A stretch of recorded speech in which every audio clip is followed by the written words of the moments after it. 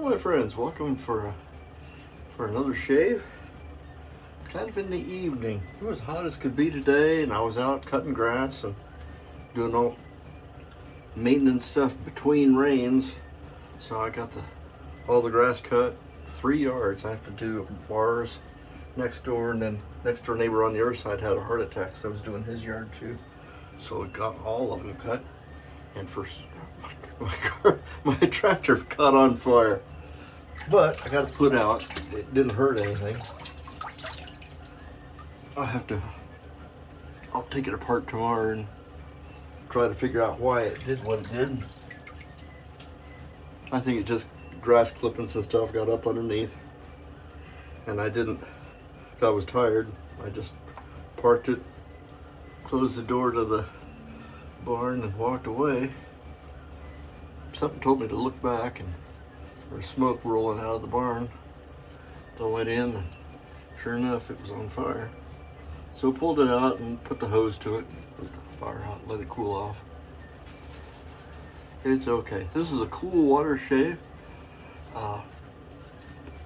Sometimes that's really nice. It stands the whiskers up. There's schools of thought everywhere. People in the summertime, and I do this summertime, cool off with a cold shave. And then in the desert Southwest, people do that all the time because when they open their cold water faucet, hot water comes out. So that's what Barbara Dave was telling us. Tonight we are using RazoRock's Caribbean Holiday. We're thinking about summertime coming and Safety Cat's in the window now that it's cooled off a little bit. She's looking out, having a good time with it. We're using my Dallas Cowboy razor, or I don't know what else we decided to call it. I got it because it was colorful. It's a slim adjustable. I don't remember what year it is.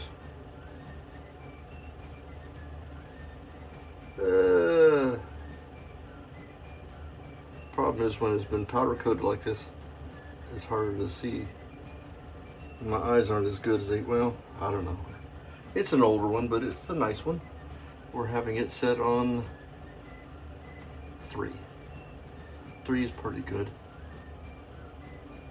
It was between this razor and another, which we'll use another RazoRock razor.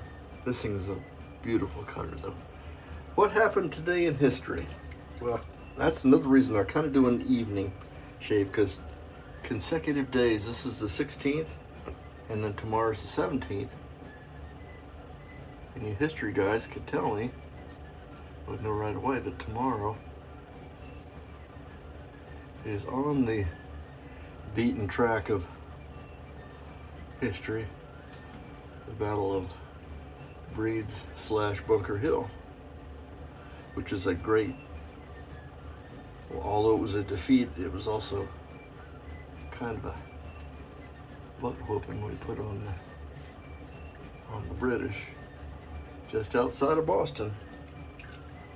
But that's tomorrow. But tonight, well, today, and probably happening all at the same time, goes back to what we were talking about the other day, when the Second Continental Congress appointed George Washington as Commander-in-Chief of the Continental Army, or they founded the Continental Army.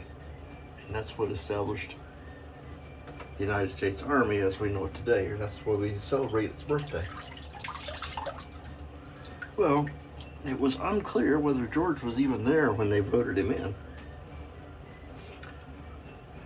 And he wrote a letter back. It took him, like, they didn't tell him, or they got the note to him, and then he was gonna address Congress, but he couldn't get in, or something happened. So he sent a letter back to be read to Congress,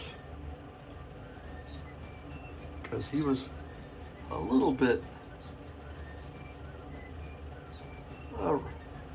he hesitated a little bit to take the job, because, well, I just kind of mentioned it that he didn't have a whole lot of military experience.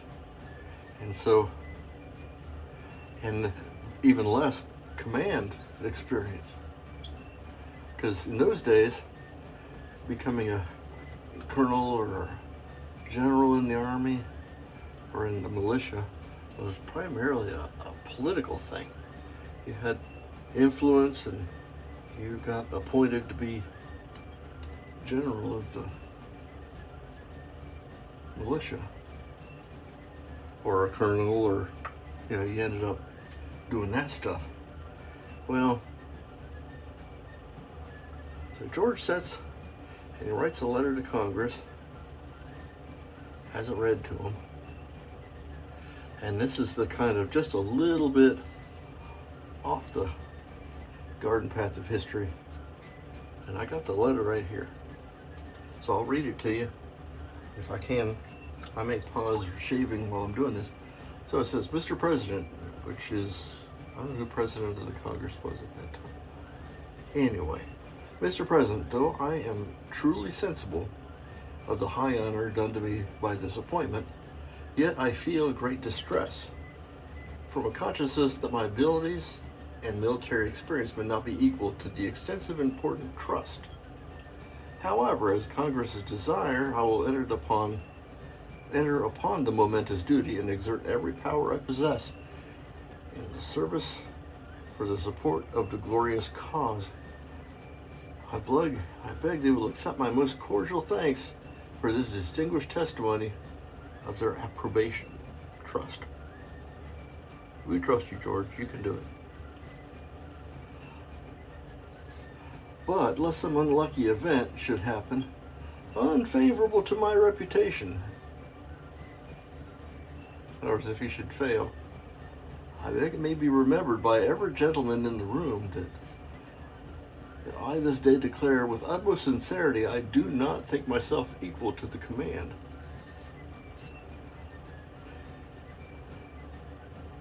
To the command I am honored with. Because this is a correction that he made. He must have dictated this. As to pay, sir, I beg leave to assure the Congress that no pecuniary consideration should have tempted me to accept this arduous employment at the expense of my domestic ease and happiness.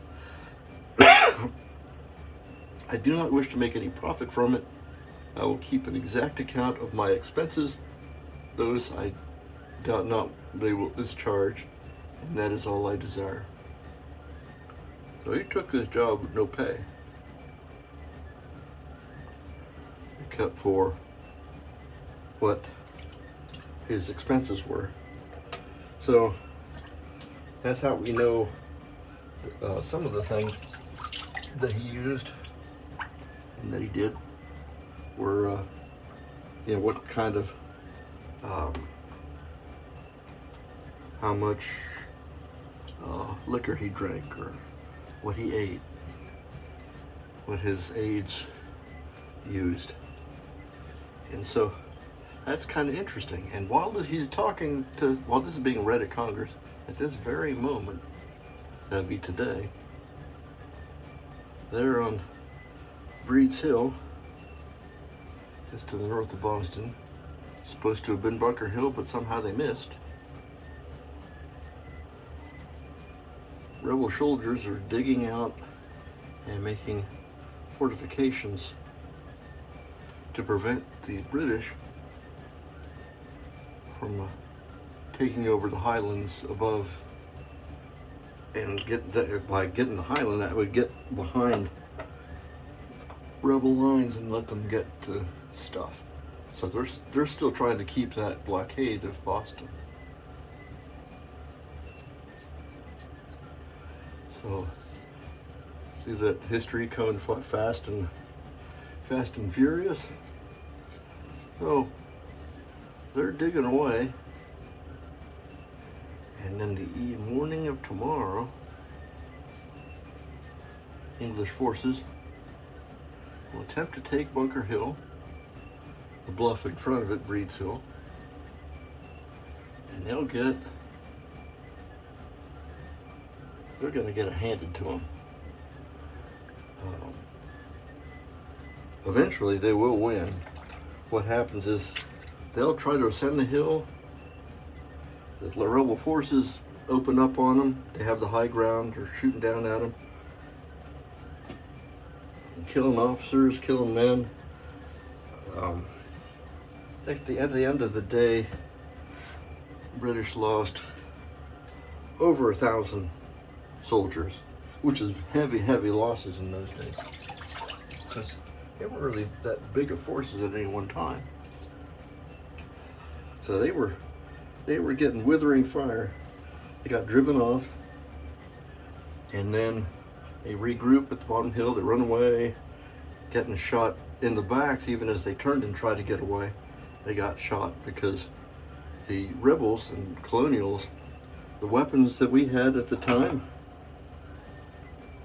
were way better than the brown besses that the British had. British weapons were good up to about maybe 60 yards with any kind of accuracy. But the rebels were using Kentucky rifles, longer rifled barrels, and they had an effective range of maybe 100 to 200 yards. So they could pick off these guys coming up the hill, and were, of course, dug in. They weren't walking up the hill. So they had 3 lines of riflemen, one loading, one ready to shoot, and one shooting. So one line of guys would shoot, and then they would back up and they would reload, and the people who were waiting, they'd come up and shoot, and the people who were loading are now ready to go, and the people in the back. So you have a continuous fire, boom, boom, boom, boom, boom, land on those poor guys. Well, that's great, but you know what happened was that after knocking them down twice, they ran out of ammunition. So then the British finally were able to come up the hill, because the way they did things in those days was they'd stand shoulder to shoulder and just walk up the hill. Big red coated targets, which the rebels were taking great joy in just picking them off. Bam, bam, bam, bam, bam. Well, also, it became, well, who had more men? They thought it was, it was probably intimidating to see a big line of soldiers coming up the hill at you. But as soon as the rebels found out that, well, they can't hit us from down there, so we're just going to lay onto them so they won't let them get close. Until eventually, you know, they ran out of ammunition, and then they were able to make it up and then drive our people off the hill. But we only lost maybe 500 or 600 men, but we got driven off. It was a tactical victory for the British, but they at a great cost. And that's why, even though it was a loss, we think of Bunker Hill as kind of a military victory. At least a moral victory. We're using the aftershave.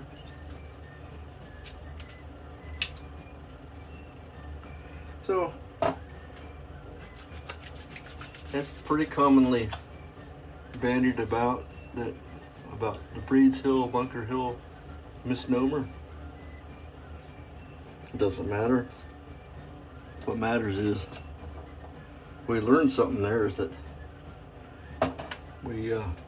we had the range on them, and if we could get ammunition in good enough quantity, we could hold our own against these guys. And that was the big